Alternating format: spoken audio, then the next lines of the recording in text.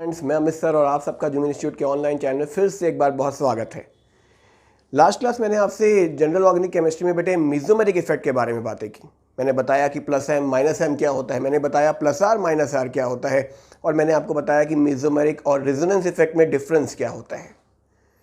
आज के टॉपिक में मैं बातें करने वाला हूँ आपसे अबाउट उनके रेजोनेंस स्ट्रक्चर्स कैसे बनाओगे जिनमें प्लस एम या माइनस एम इफेक्ट के बारे में आप बातें कर रहे थे।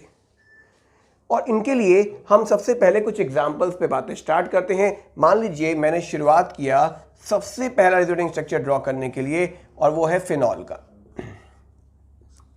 जनरली बच्चों को ये स्ट्रक्चर मालूम होते हैं, लेकिन ये बेसिक फॉर्म है जो अगर मैं आपको ये नहीं समझाऊंगा तो हम आगे नहीं बढ़ सकते इलेक्ट्रोमेरिक रिएक्शंस के बारे में। तो इलेक्ट्रोफिलिक्स जो सब्स्टिट्यूशन रिएक्शंस हैं उनके लिए बेसिकली आपको ये सारी बातें मालूम होनी चाहिए। और अगर आपको नहीं मालूम है तो पूरी वीडियो को ध्यान से देखिएगा, आपको स्ट्रक्चर बनाने समझ में आ जाएंगे। आइए चलिए शुरू करते हैं।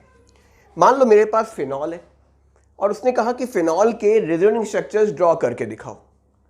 तो आप क्या कहोगे? आप कहोगे कि फिनॉल है, ऑक्सीजन के पास दो दो लोन पेयर होते हैं। ऑक्सीजन का एटॉमिक नंबर कितना होता है? 6। कितने बॉन्ड बना रहा है? एक ऑक्सीजन के साथ और एक कार्बन के साथ और एक हाइड्रोजन के साथ 2 बॉन्ड बना रहा है, यानी कि 6 में से 2 तो बॉन्ड बनने में चले गए, बचे कितने? 4। मैंने बताया था कि अगर इलेक्ट्रॉन्स बच जाएं तो आप उसे प्लस एम इफेक्ट बोलते हो। तो पहली बात तो आपको ये मालूम है कि ये प्लस एम वाला ग्रुप है या प्लस आर वाला ग्रुप है। जब भी आपको ये पता लग जाए कि ग्रुप प्लस एम या प्लस आर वाला है, इसका मतलब होता है कि बेसिकली अब जो हमारा फंक्शनल ग्रुप लगा हुआ है वो लोन पेयर इलेक्ट्रॉन्स डोनेट करेगा। पहली बात। दूसरी बात और समझ लेते हैं। मान लीजिए मैंने आपके सामने अब लगा दिया CHO। मैंने कहा इसके स्ट्रक्चर ड्रॉ करते हैं, चलो। लेकिन जब आप इसके स्ट्रक्चर ड्रॉ करने जाओगे तब आपको अब यहां क्या मालूम होगा? आप कहोगे कि कार्बन जो हमारे पास है उसके पास चारों बॉन्ड पूरे हो चुके हैं, और उस पर कौन सा चार्ज है? पार्शियल पॉजिटिव चार्ज है। पार्शियल पॉजिटिव चार्ज का मतलब ये इलेक्ट्रॉन डेफिशिएंट है या रिच? आपने कहा डेफिशिएंट, और अगर डेफिशिएंट है तो कौन सा इफेक्ट शो करता होगा? माइनस एम और माइनस आर इफेक्ट। और जब आपको माइनस एम या माइनस आर इफेक्ट के बारे में बातें करनी हो तो नॉर्मल बात है कि जब पाई इलेक्ट्रॉन्स होते हैं ये शिफ्ट हो जाते हैं कुछ इस तरीके से टुवर्ड्स दिस फंक्शनल ग्रुप। तो सिर्फ इतना ही ध्यान रखना है। अगर प्लस आर है तो उसके पास जो लोन पेयर होगा या जो निगेटिव चार्ज होगा वो आपको डोनेट करना है, और अगर वो माइनस एम या माइनस आर वाला है तो जो पाई इलेक्ट्रॉन है वो उस फंक्शनल ग्रुप की तरफ शिफ्ट करवाना है। शिफ्टिंग कैसे करवानी है, क्या करना है, आइए से समझते हैं। सबसे पहले फिनॉल के स्ट्रक्चर को देख के। स्ट्रक्चर कुछ बड़ा बना रहा हूं क्योंकि जितना ज्यादा स्ट्रक्चर आप बड़ा बनाते हो आपके पास उतनी बातें समझने के लिए बढ़ती जाती हैं। याद रखिएगा, एक सिंपल सी टिप्स बताता हूं बेटे। अगर आपको कुछ याद ना हो रहा हो ना तो उसे ज़्यादा बड़ा करके लिखिए। जितना बड़ा स्पेस में आप उसे लिखोगे ना वो उतनी जल्दी याद हो जाता है। कोई इनऑर्गेनिक का रिएक्शन याद ना हो रहा हो, कोई नेम रिएक्शन याद ना हो रहा हो, कोई स्ट्रक्चर नहीं याद आ रहा हो या स्ट्रक्चर ना बन पा रहा हो आपसे, आप याद ना कर पा रहे हो, तो उसे बड़ा लिखिए, बड़ा बनाइए। ऑटोमेटिकली आप उसे जल्दी याद कर लोगे। तो मेरे पास फिनॉल का एक रेजोनेंस स्ट्रक्चर ड्रॉ करने की बात हो रही है। अब इस स्ट्रक्चर में हम क्या करें? आपने बताया कि यह तो प्लस एम वाला ग्रुप है, तो अब ये वाला ऑक्सीजन अपने नेबर कार्बन की हेल्प से रेजोनेंस स्ट्रक्चर्स को ड्रॉ करेगा। याद रखिएगा, हमेशा नेबर का ही पार्टिसिपेशन होता है। तो इसका नेबर कौन है ऑक्सीजन का? ये कार्बन है। तो आपने क्या किया? इस लोन पेयर को डोनेट किया। कहां डोनेट किया? इस ऑक्सीजन और कार्बन के बीच में। कहां डोनेट किया? इस ऑक्सीजन और कार्बन के बीच में। क्यों डोनेट किया? Just because of to make a resonance structure.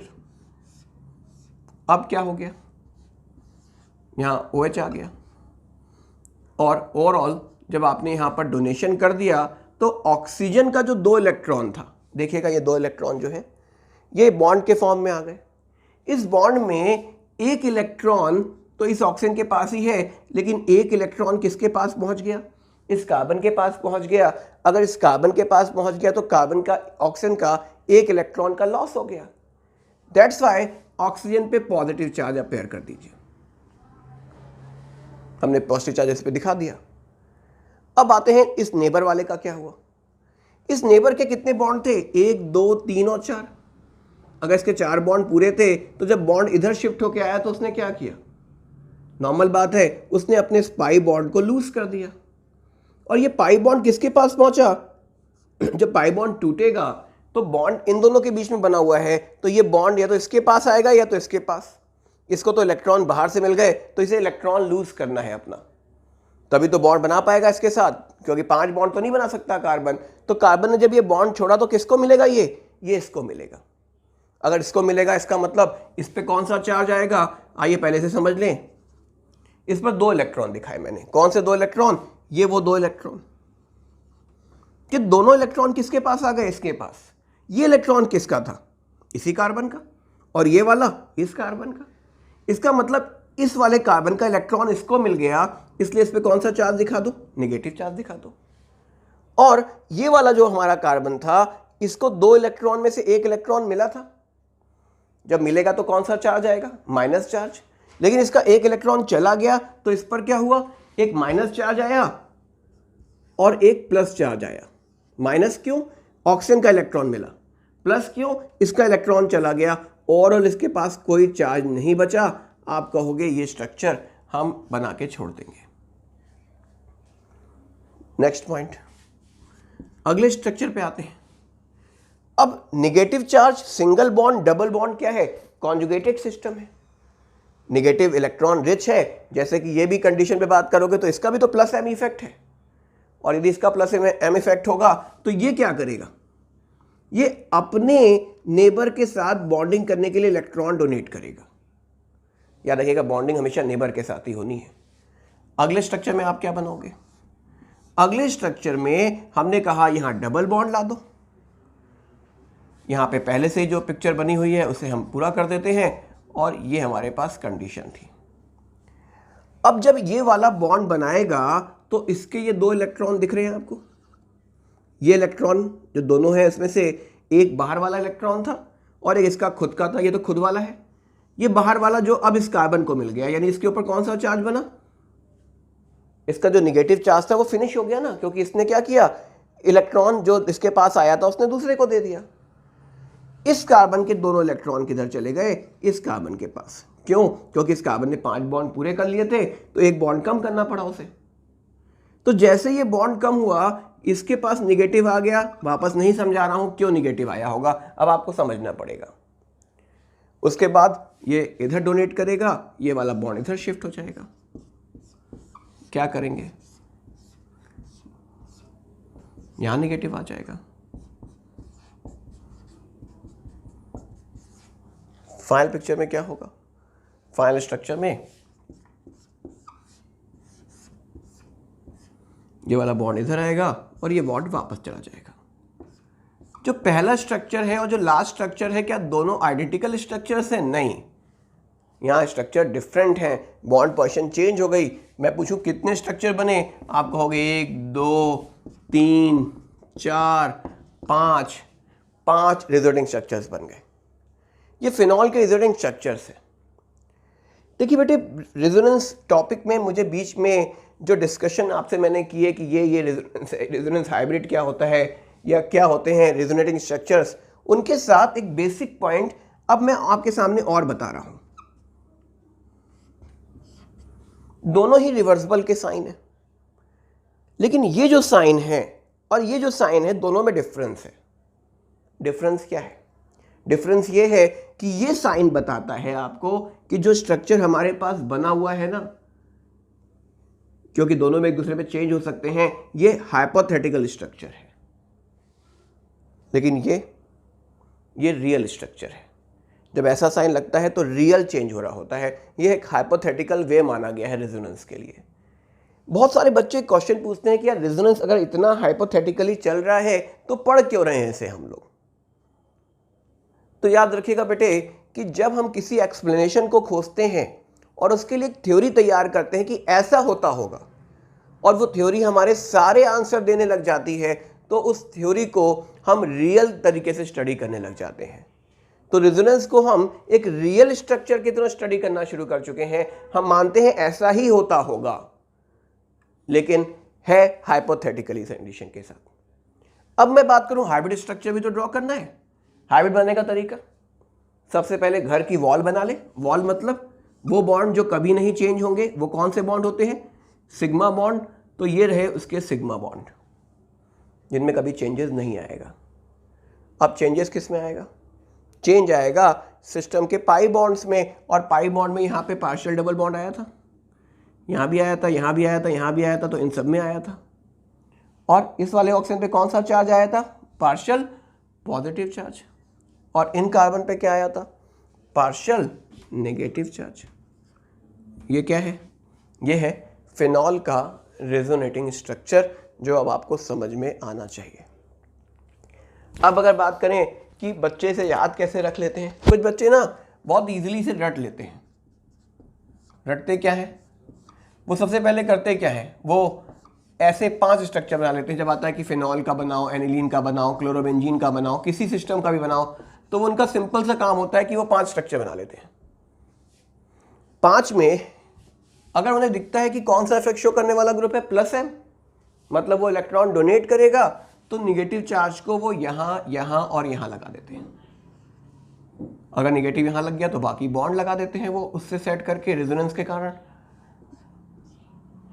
यहाँ पे अगर पहला स्ट्रक्चर ऐसा बनाया होता है तो आखिरी स्ट्रक्चर ये बना देते हैं। यहाँ क्या लगा दिया उन्होंने? OH, OH, OH, OH, या आप Cl लगा देते, Cl, Cl, Cl लगा देते। उसके बाद इनके बीच में क्या बना देते हैं वो लोग? इन तीनों में डबल बॉन्ड, और इनके ऊपर क्या? Positive charge. अगर ये Cl होता तो क्या होता? यही काम Cl के साथ चल जाता। कैसे? देखिए, अगर Cl होता तो क्या करते? ये तो OH के साथ बात हो गई। अगर ये Cl होता तब हम क्या करते? तो स्ट्रक्चर में Cl का कौन सा इफेक्ट होता है, प्लस R या माइनस R? आप कहोगे कि Cl का भी प्लस R इफेक्ट होता है।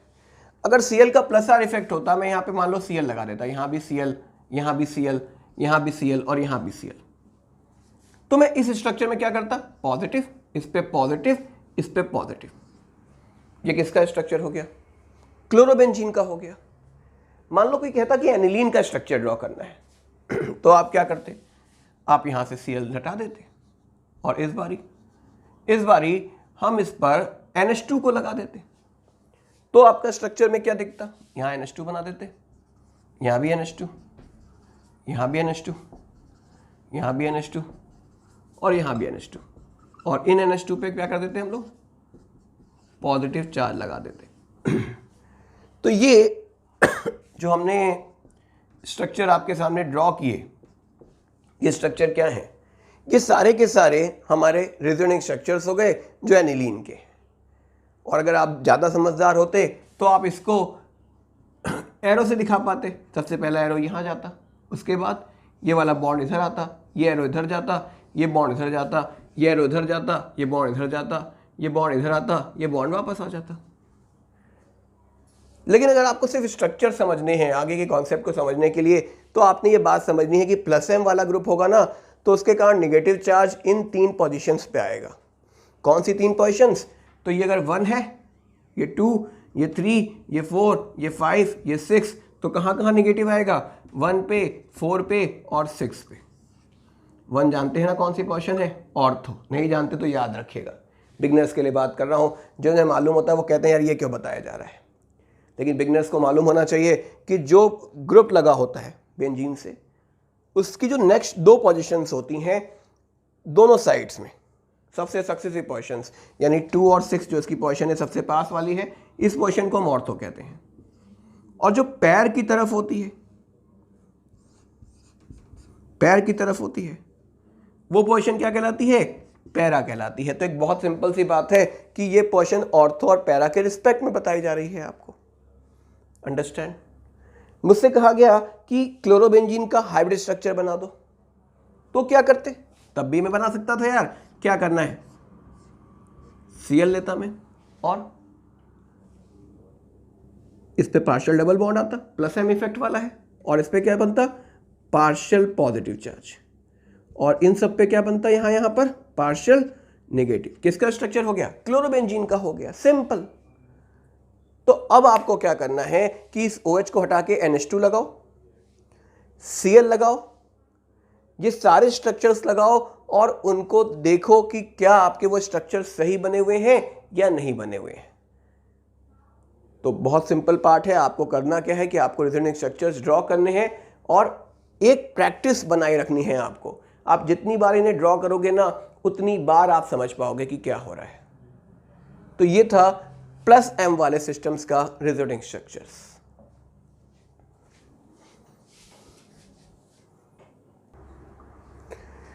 -m effect. अब मैं बातें करने वाला हूं आपसे नेक्स्ट स्ट्रक्चर के ऊपर। चलिए आइए चेक करते हैं। हमने अब एक और रिजोनेंट स्ट्रक्चर ड्रॉ करना है और वो होगा जो -m वाला स्ट्रक्चर होगा। चलिए फिर से साइज जरा सा बड़ा बनाते हैं कि आपको बातें समझ आ जाए। और इस बारी हम जिस पर्टिकुलर ग्रुप को ले रहे हैं वो है बेंजल्डिहाइड। बेंजल्डिहाइड में भी रिजोनेंट स्ट्रक्चर्स बनाने हैं अब आपको, और यहाँ पर हमें समझना होगा कि कौन सा इफेक्ट लग रहा होगा। अभी बातें हुई थी कि कार्बन के ऊपर पार्शियल पॉजिटिव चार्ज है, यानी कि इलेक्ट्रॉन विड्रॉइंग है, और जब कोई विड्रॉइंग ग्रुप होता है तो पाई इलेक्ट्रॉन्स उसकी तरफ शिफ्ट हो जाते हैं। तो जब पाई इलेक्ट्रॉन्स इसकी तरफ शिफ्ट होंगे तो ये वाला जो नेबर है, ये इस कार्बन का जो नेबर है, वो अपने पाई बॉन्ड्स इधर भेज देगा। कार्बन को परेशानी क्या है? बॉन्ड क्यों बनाना चाहता है? क्योंकि ऑक्सीजन से परेशान है। ऑक्सीजन ज्यादा इलेक्ट्रोनेगेटिव है और वो कार्बन से इलेक्ट्रॉन खींच रहा है। प्रॉब्लम क्या है इसको चाहिए कि ऑक्सीजन का बॉन्ड छोड़ दे, लेकिन उसके लिए 4 बॉन्ड तो पूरे करने हैं, तो अपने नेबर की मदद मांगने लग गया। ऑक्सीजन अपने पार्शियल पॉजिटिव चार्ज के साथ है कि मुझे इलेक्ट्रॉन्स कार्बन से खींचने हैं।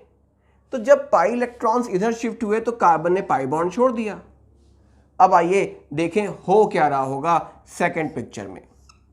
इस स्ट्रक्चर में अब जब ये दोनों इलेक्ट्रॉन थे, ध्यान से देखना, ये पहुंच गए इस कार्बन के पास। ये इलेक्ट्रॉन इस कार्बन का था, अभी भी इस कार्बन के पास है। ये इलेक्ट्रॉन इस कार्बन का था और अब इसके पास है। लॉस इस वाले कार्बन का हुआ। एक इलेक्ट्रॉन का मतलब एक पॉजिटिव चार्ज आप पेयर कर दीजिए। हमने एक पॉजिटिव चार्ज लगा दिया। अब यहां पे क्या हुआ? यहां पे दोनों इलेक्ट्रॉन किसके थे? एक ऑक्सीजन का और एक कार्बन का। ये दोनों इलेक्ट्रॉन किसके पास पहुंच गए? ऑक्सीजन के पास। ऑक्सीजन के पास पहले से कितने इलेक्ट्रॉन थे? 4। अब इसको 2 इलेक्ट्रॉन और मिल गए। आप चाहो तो पूरे इलेक्ट्रॉन शो करो, आप नहीं करना चाहते मत करो। हम इस पर डायरेक्ट क्या कर देंगे, एक निगेटिव चार्ज लगा के दिखा देंगे और वो 2 इलेक्ट्रॉन जो आए वो दिखा दूंगा मैं। ठीक है, और इसका H, ये स्ट्रक्चर बन गया। अगले केस में क्या करिएगा? ये पॉजिटिव डेफिशिएंट है, ये पाई इलेक्ट्रॉन्स को अट्रैक्ट करेगा अपनी तरफ। नेबर क्या करेगा? पाई इलेक्ट्रॉन्स को इधर शिफ्ट कर देगा। दोनों इलेक्ट्रॉन इधर शिफ्ट हो गए। लॉस किसका? इसका। ये तो समझ आना चाहिए। इस पे क्या आ जाएगा? पॉजिटिव चार्ज आ जाएगा। यहां पे डबल बॉन्ड आ गया, यहां डबल बॉन्ड आ गया, यहां डबल बॉन्ड कार्बन, ऑक्सीजन पे क्या? निगेटिव चार्ज और H, और वो 2 इलेक्ट्रॉन ये। और अगर आप चाहते हो तो आप पूरे के पूरे 6 इलेक्ट्रॉन भी दिखा सकते हो, यहां पे कोई प्रॉब्लम वाली बात नहीं होगी। ठीक है, इसके बाद ये जो पॉजिटिव चार्ज है, ये पाई इलेक्ट्रॉन इसकी तरफ शिफ्ट हुआ। अगला स्ट्रक्चर क्या हुआ? अगले स्ट्रक्चर में यहां पे डबल बॉन्ड कैरेक्टर आ गया, लॉस इसका हुआ, और CO पर कौन सा चार्ज है? माइनस चार्ज, और इसके साथ एक H का बॉन्ड। फाइनल स्ट्रक्चर में क्या होगा? फाइनल स्ट्रक्चर में ये बॉन्ड नेबर वाला अपने पाई बॉन्ड इसको देगा, और ऑक्सीजन इसके पॉजिटिव चार्ज को स्टेबलाइज करने के लिए अपने इलेक्ट्रॉन डोनेट कर देगा। यानी वापस वही स्ट्रक्चर, सिर्फ क्या डिफरेंस? अंदर की पोजीशंस का। तो ये बेंजल्डिहाइड के रिजोनेंट स्ट्रक्चर्स आपने ड्रॉ करके दिए मुझे। अब मैं कहूं कि इसका हाइब्रिड स्ट्रक्चर भी बना के दे दीजिए, तो हाइब्रिड कैसे बनाओगे? कहोगे बना लूंगा मैं। बेंजीन बना दी। उसके बाद इस कार्बन पे डबल बॉन्ड आ रहा है, हमने कहा एक तो सिंगल बॉन्ड पहले बनाओ, और एक और सिंगल बॉन्ड बनाओ, और एक और सिंगल बॉन्ड बनाओ। ये वॉल है ना हमारी, फिक्स है। अब यहाँ पे क्या डबल बॉन्ड है, सिंगल बॉन्ड भी है, मतलब यहाँ पे पार्शियल बॉन्ड हो गया। कार्बन के बीच में भी सेम कंडीशन है, यहाँ भी पार्शियल बॉन्ड हो गया, और इनके साथ सबके साथ तो पार्शियल बॉन्ड है ही। अब चार्ज की बात कर लें, इस ऑक्सीजन पे निगेटिव चार्ज आया तो पार्शियल निगेटिव करके दिखा दो, और इन पर कौन सा चार्ज आया, पार्शियल पॉजिटिव चार्ज आया। ये हाइब्रिड स्ट्रक्चर किसका बना दिया आपने, बेंजल्डिहाइड का हाइब्रिड स्ट्रक्चर ड्रॉ हो गया। हाँ, अब अगर मैं बात करूं तो बेटे ये स्ट्रक्चर में यहाँ पे जो डबल बॉन्ड है और H है उसके बीच का एंगल 90 दिखा रहा हूँ, ये 90 नहीं है, that is a 120। Triangular planar geometry दिखानी थी हमें, लेकिन मुझे सिंपल आपको समझाना है इसलिए मैं बातें कर रहा हूँ अभी आपसे, ठीक है। तो ये किसका रिजल्टिंग स्ट्रक्चर है, हमारे पास बेंजल्डिहाइड का। एक और रिजल्टिंग स्ट्रक्चर मैं आपको बताने जा रहा हूँ इसी सिस्टम में, वो है नाइट्रोबेंजीन का, क्योंकि बच्चे नाइट्रोबेंजीन से बहुत सफ़र रहते हैं। अगर क्वेश्चन आ जाता है नाइट्रोबेंजीन का रिजल्टिंग स्ट्रक्चर, तो कहीं ना कहीं उनके सामने एक प्रॉब्लम दिखती है। तो ध्यान से देखिएगा नाइट्रोबेंजीन का स्ट्रक्चर कैसे बनता है। तो ये हो गया हमारा बेंजीन, इस पे आपने लगाया नाइट्रोजन।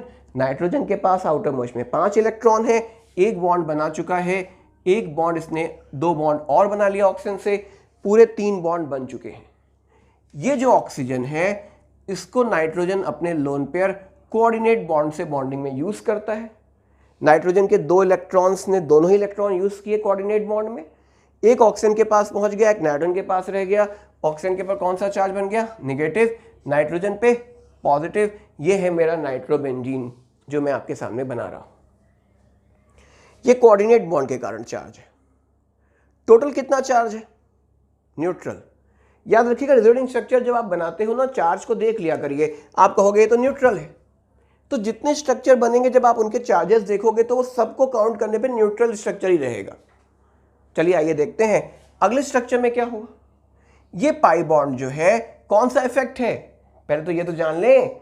तो आप बताओगे कि नाइट्रोजन पे पॉजिटिव चार्ज है, पॉजिटिव चार्ज होने का मतलब कि नाइट्रोजन यहां पर प्लस m इफेक्ट शो करेगा या माइनस m, तो minus m effect. Minus m मतलब इलेक्ट्रॉन विड्रॉइंग इफेक्ट, और इस विड्रॉइंग इफेक्ट से पाई इलेक्ट्रॉन इधर शिफ्ट हो जाएंगे। जैसे ही पाई इधर शिफ्ट होंगे, नाइट्रोजन का ये वाला जो बॉन्ड है ये इधर शिफ्ट होगा। यहां क्यों शिफ्ट करवाया मैंने, क्योंकि नाइट्रोजन की वैलेंसी को सेटिस्फाई रखना है। ये नहीं कि नाइट्रोजन ज्यादा बॉन्ड बना लेगा, नाइट्रोजन अपने 8 से ज्यादा इलेक्ट्रॉन्स नहीं रख सकता सिस्टम में। अब क्या होगा, अब यहां पर डबल बॉन्ड आ गया। इस ऑक्सीजन पे कौन सा चार्ज पहुंचा, ये इलेक्ट्रॉन नाइट्रोजन का भी पहुंच गया ना इसके पास, तो इस पे कौन सा चार्ज पहुंचा, नेगेटिव चार्ज। इस पे पहले से क्या था, नेगेटिव। इस पे कौन सा चार्ज हुआ, ये बड़ा कंफ्यूजन सा पॉइंट है कि यहां पर क्या हुआ। इसको यहां से इलेक्ट्रॉन मिला तो इस पे कौन सा चार्ज आया, सोचो, नेगेटिव आया। इसका इलेक्ट्रॉन चला गया तो इस पे कौन सा चार्ज आया, पॉजिटिव चार्ज आया। एक नेगेटिव आया, एक पॉजिटिव आया, वो चार्ज तो फिनिश हो गया। तो नाइट्रोजन का जो पहले वाला पॉजिटिव चार्ज है वो तो उस पर बना ही रहा ना। और इस वाले कार्बन पे क्या आ गया जब इसने डोनेट किया, पॉजिटिव चार्ज। देखो 2 पॉजिटिव 2 नेगेटिव, सिस्टम कैसा है, न्यूट्रल है। अगला स्ट्रक्चर आप जब बनाओगे तो क्या होगा, पाई बॉन्ड इधर शिफ्ट कर दोगे। अगर पाई बॉन्ड इधर शिफ्ट हो जाएंगे तो क्या होगा, हम यहां पे डबल बॉन्ड, यहां पॉजिटिव चार्ज, यहां डबल बॉन्ड, नाइट्रोजन ऑक्सीजन पे कौन सा चार्ज, नेगेटिव। इस ऑक्सीजन पे कौन सा चार्ज, नेगेटिव। इस पे कौन सा चार्ज, पॉजिटिव। अभी भी न्यूट्रल है। अगली बार ये पाई बॉन्ड इधर शिफ्ट हो गया, आप कहोगे चलो अगला स्ट्रक्चर फिर देख लेते हैं।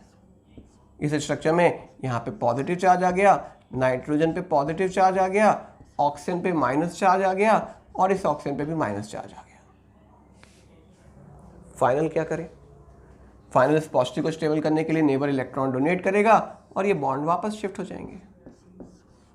क्या बना दे, लास्ट स्ट्रक्चर में आपने कहा कि यहां पर डबल बॉन्ड वापस आ गया, इसका कोऑर्डिनेट बॉन्ड अभी भी उसी तरीके से बना हुआ है। ओके, तो ये किसका स्ट्रक्चर है, ये नाइट्रोबेंजीन का रिजल्टिंग स्ट्रक्चर है। मैंने कहा हाइब्रिड बना के दिखा दो। तो जब इसका हाइब्रिड स्ट्रक्चर ड्रॉ करोगे तो क्या करोगे, तो हाइब्रिड ड्रॉ करने के लिए पहले क्या कर दें, पहले वो फिक्स कर दें बॉन्ड्स जो फिक्स है। ओके, उसके बाद अब जो बॉन्ड फिक्स नहीं है उनकी बात कर लेते हैं। तो आप कहोगे कि यहाँ पार्शियल डबल बॉन्ड कैरेक्टर आया, इनके बीच में पार्शियल डबल बॉन्ड कैरेक्टर आया, यहाँ पे पार्शियल पॉजिटिव चार्ज दिखाओगे आप, और इस पर क्या दिखाओगे, पार्शियल नेगेटिव चार्ज। ठीक है, तो ये किसके स्ट्रक्चर हो गए, इस नाइट्रोबेंजीन का हाइब्रिड स्ट्रक्चर ड्रॉ हो गया, जो मैंने आपके सामने बना के दिखाया कि किस तरीके से स्ट्रक्चर बन सकता था। क्लियर है बातें? तो दिस इज अबाउट नाइट्रोबेंजीन का रेजोनेंस स्ट्रक्चर है जो हम आपके सामने यहाँ ड्रॉ कर रहे हैं। तो अब आपको ये बात समझनी है कि जो ग्रुप कौन से इफेक्ट शो करते हैं, -m इफेक्ट शो करते हैं, उनके साथ किस तरीके के स्ट्रक्चर ड्रॉ होते हैं। रेजोनेंस स्ट्रक्चर के इस पार्ट में मैंने आपको +m और -m के स्ट्रक्चर ड्रॉ करना बताया। नेक्स्ट क्लास में आपको बताऊंगा पायरॉल का स्ट्रक्चर कैसे ड्रॉ करते हैं, एजुलिन का कैसे ड्रॉ करते हैं, और आईआईटी के जो 2-3 ऐसे क्वेश्चंस जो रेजोनेंस स्ट्रक्चर्स के नंबर्स पे पूछे गए उन पे बातें भी होंगी। तो वो सारी बातें हम आपसे करेंगे नेक्स्ट टर्म पर।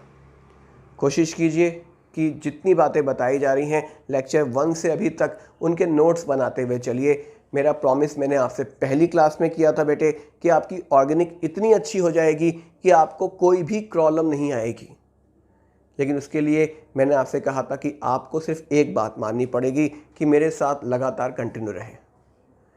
बाकी अगर आपको वीडियो पसंद आए तो लाइक कीजिएगा, अगर आपके किसी दोस्त को शेयर करना चाहते हैं तो उससे शेयर भी कीजिए। सारी बातें हम आपसे नेक्स्ट टर्म पे आगे करेंगे। That's all, thank you.